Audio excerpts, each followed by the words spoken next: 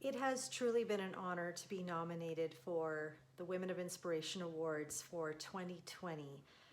20 years ago, I started my work for mental health and resilience in the ghetto of East Vancouver, working with street youth and drug dealers, and I loved it. I have always loved being on the front lines of wherever there's crisis, wherever there's disaster, and wherever there's need. After 20 years of working with a lot of what you would call youth at risk or families at risk, nothing hit home for us more than when our own family went through a mental health crisis with my oldest son.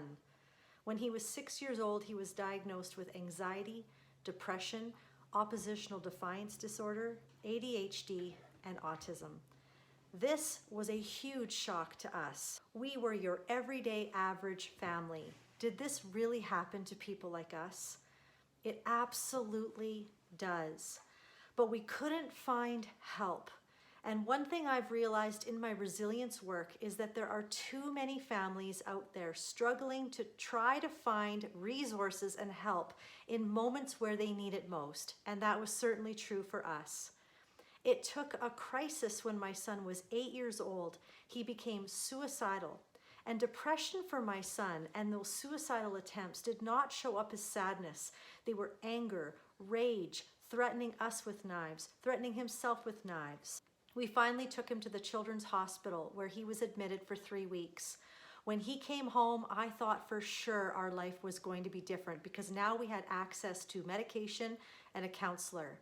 But one thing I've learned is that if medication and counseling was enough on its own, things would be different. The real grit was about to happen with me learning a key to resilience, and I have now been passing this on to families and workplaces ever since.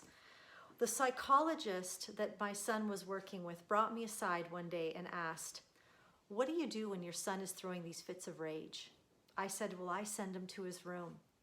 She said, "Oh no, you never send the hurting away from you. You bring them closer."